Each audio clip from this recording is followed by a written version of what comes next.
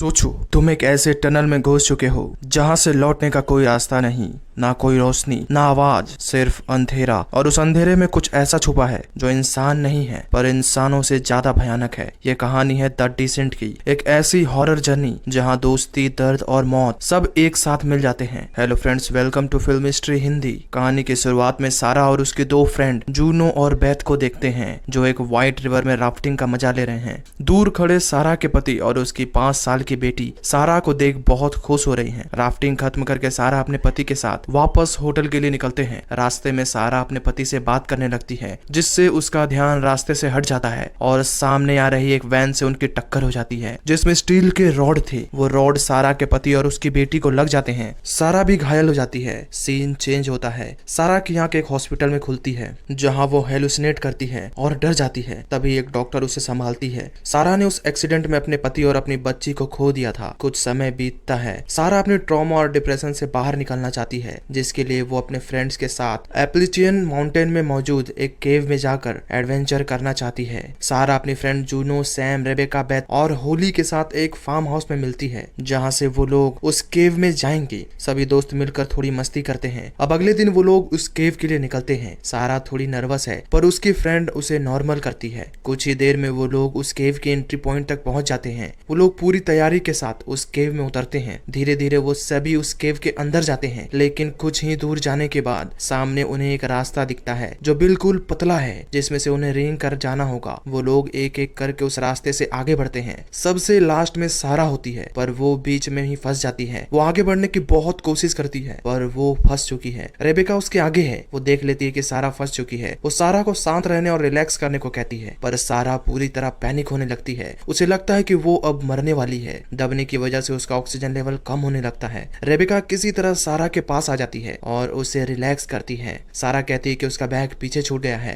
पर तभी वो रास्ता गिरने लगता है। रेबेका उसे किसी तरह खींचकर आगे बढ़ती है। रेबेका ने समय रहते सारा को निकाल लिया था क्योंकि वो रास्ता पत्थरों से बंद हो चुका है। सभी लोग ठीक है, किसी को कोई चोट नहीं आई है। होली कहती है कि उनके पास बाहर निकलने के 3 रास्ते थे जिसमें से एक अब बंद हो चुका है। अब उनके पास 2 रास्ते हैं। वो जूनो से किताब निकालकर बाकी रास्तों के बारे में पता करने को कहती है पर जूनो कहती है कि उसने किताब बाहर छोड़ दिया था। अब इस बात पे उन सभी के बीच बहस होने लगती है। वो लोग एक दूसरे के ऊपर इल्जाम लगाते हैं लेकिन उससे भी बड़ी बात ये थी कि वो जिस केव में जाना चाहते थे ये वो है ही नहीं। ये सुनकर वो सभी लोग पैनिक होने लगते हैं क्योंकि अगर वो किसी मुसीबत में फंसते हैं तो रेस्क्यू टीम उन्हें बचा नहीं पाएगी क्योंकि उन्होंने जिस केव के बारे में सिक्योरिटी टीम को बताया था वो ये नहीं है तो उन्हें इस केव में कोई ढूंढने नहीं आएगा। ये सब जूनो की गलती है क्योंकि वो इस एडवेंचर को थोड़ा ज्यादा मजेदार बनाना चाहती थी। होली कहती है कि अब आपस में बहस करने से कुछ नहीं होगा, उन्हें यहाँ से बाहर निकलने का रास्ता ढूंढना होगा। वो लोग आगे बढ़ते हैं कि तभी उनके सामने एक बहुत बड़ा गड्ढा आ जाता है जो कि बहुत गहरा है। अगर गलती से भी कोई नीचे गिरा तो वो बच नहीं पाएगा। उनमें से किसी एक को उस गड्ढे के पार जाना होगा ताकि रस्सी बांधकर सभी को दूसरी तरफ लाया जाए। अब ये काम रेबेका करती है। वो धीरे धीरे केव के दीवार में क्लिप के द्वारा रस्सी को बांध लेती है। एक एक करके वो लोग दूसरी तरफ पहुंचते हैं। अंत में जूनो जाती है। वो रस्सी को साथ ले जाना चाहती है ताकि वो उसका यूज आगे कर सके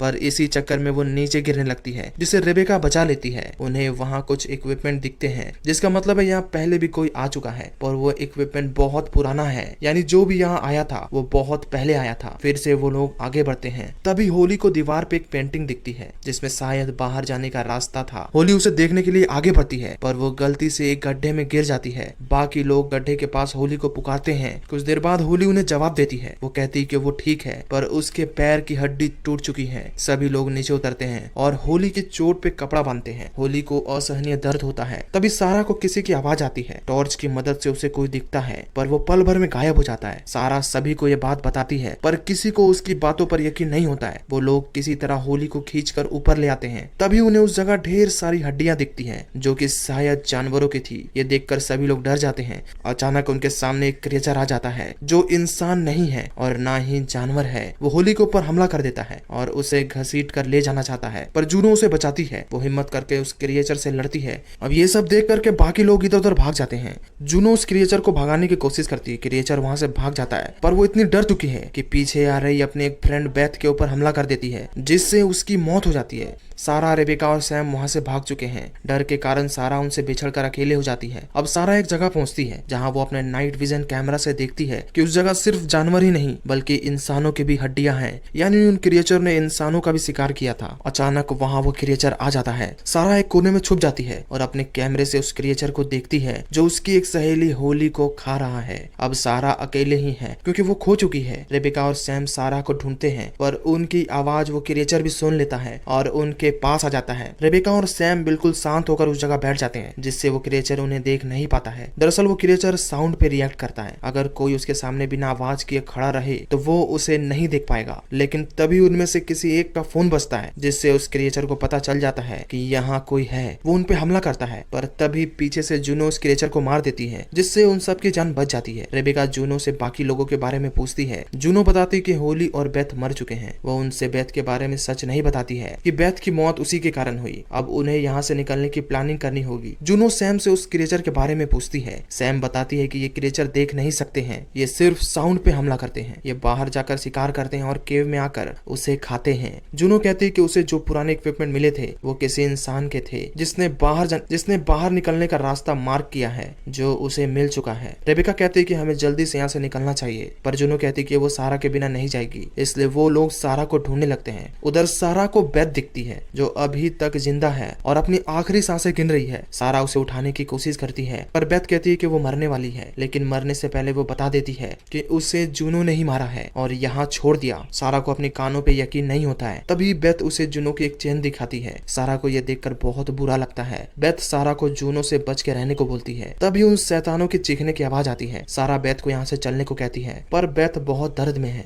वो सारा से खुद को खत्म करने को कहती है। सारा ना चाहते हुए भी उसे मार देती है ताकि वो इस तरह तड़प के ना मरे। तभी अचानक से सारा के ऊपर दो क्रिएचर हमला कर देते हैं। सारा एक क्रिएचर को मार देती है और वहां से भागती है। आगे वो एक खून से भरे गड्ढे में गिर जाती है। तभी वो क्रिएचर पीछे से सारा के ऊपर हमला कर देती है। सारा किसी तरह एक हड्डी की मदद से उस क्रिएचर को मार देती है। सारा एक एक करके और भी क्रिएचर को बहुत ही बुरी तरह मारती है। सारा ने अपने डर पे काबू पा लिया था, इसलिए वो जोर से चीखती है, जिसकी आवाज जूनो और बाकी के लोग सुनते हैं। उन्हें लगता है कि सारा भी मर चुकी है, इसलिए वो लोग वहां से भागते हैं। पर जूनो को अभी भी लगता है कि सारा जिंदा है। वो देखना चाहती है, पर वहाँ ढेर सारे क्रिएचर आ जाते हैं, जिसे देखकर सभी लोग भागते हैं। सैम सबसे आगे भागती है, जो उसी गड्ढे के पास आ जाती है जहाँ से वह रस्सी बांध कर आए थे। सैम फिर से रस्सी बांधने लगती है। तभी वहाँ रेबेका और जूनो भी आ जाती है। वो दोनों सैम को वापस आने को कहती है क्योंकि उसके पास ज्यादा रस्सी नहीं थी। तभी एक क्रिएचर सैम के सामने होता है, पर सैम उससे लड़ती है। वो उसे नीचे गिरा देती है, पर उसके गले में एक कट लग जाता है, जिससे उसकी मौत हो जाती है। तभी ये क्रिएचर रेबेका को भी खींच लेता है और उसे खत्म कर देता है। जूनो उस गड्ढे को कूद के पार करना चाहती है, लेकिन वो उस गड्ढे में गिर जाती है, पर उसे कुछ नहीं होता है क्योंकि नीचे पानी है। वो क्रिएचर भी जो अभी नीचे गिरा था, वो जूनो को मारने की कोशिश करता है, पर जूनो अपने चाकू की मदद से उसे मार देती है। वो किसी तरह उस गड्ढे से बाहर आती है और वहां से निकलने की कोशिश करती है। तभी उसकी टक्कर सारा से होती है, जो उसे उन क्रिएचर से बचाती है। सारा जूनो से पूछती है रेबेका और सैम कहाँ है। वो बताती है दोनों मर चुकी है। वो उससे बेथ के बारे में पूछती है। जूनो कहती है कि मुझे माफ करना, मैंने उसे मरने के लिए छोड़ दिया। सारा जूनो को अपने साथ चलने को कहती है। दोनों आगे बढ़ते हैं। तभी वो एक ऐसी जगह पहुंचते हैं जहाँ कई सारे क्रिएचर है और वो उन पे हमला कर देते हैं, पर सारा उन्हें बहुत बुरी तरह से मारती है। उसे ऐसा करता देख जूनो भी उन क्रिएचर को मारती है। वो दोनों मिलकर सभी क्रिएचर को मार देते हैं। सारा के हाथ में जूनो का हथियार है। वो जूनो की तरफ देखती है। दोनों एक दूसरे की आंखों में आंखें डालकर देखते हैं। जूनो समझ चुकी है कि सारा को बेथ के बारे में पता चल चुका है। वो उसे उसी का लॉकेट दिखाती है। सारा उस हथियार से जूनो को पैर पे मारती है, जिससे वो घायल हो जाती है। वो जूनो को वहीं छोड़कर निकल जाती है। जूनो देखती कि अब वहाँ और ढेर सारे क्रिएचर आ चुके हैं जो उसे मार देते हैं। सारा भागते हुए एक गड्ढे में गिरती है, जहाँ से वो किसी अलग रास्ते में पहुंच जाती है। सारा की आंखों में रोशनी पड़ती है। उसके चारों ओर सिर्फ हड्डियां हैं, पर सामने उसे बाहर जाने का रास्ता दिखता है। वो उस रोशनी की तरफ भागती है और उस केव से बाहर निकल जाती है। वो भागते हुए अपने कार के पास आती है और वहां से निकल जाती है। कुछ दूर गाड़ी चलाने के बाद वो गाड़ी साइड में लगाती है और अपने फ्रेंड्स को याद करके रोने लगती है। तभी अचानक उसे बगल वाली सीट पे उसकी एक फ्रेंड दिखती है, जिसे देखकर वो डर जाती है। अचानक उसकी आंख खुलती है। वो अभी भी उसी केज में फंसी है। उसके सामने उसकी बेटी का इल्यूजन दिखता है, पर यहाँ वो अकेली है। सारा मेंटली और फिजिकली इसी केज में कैद हो चुकी है। मूवी मूवी यहीं खत्म होती है। आशा करता हूँ कि वीडियो आपको पसंद आई होगी। इसी तरह के रोमांचक और थ्रिलर मूवी एक्सप्लेनेशन देखने के लिए मेरे चैनल को सब्सक्राइब करें। मिलता हूँ आपसे अगली वीडियो में।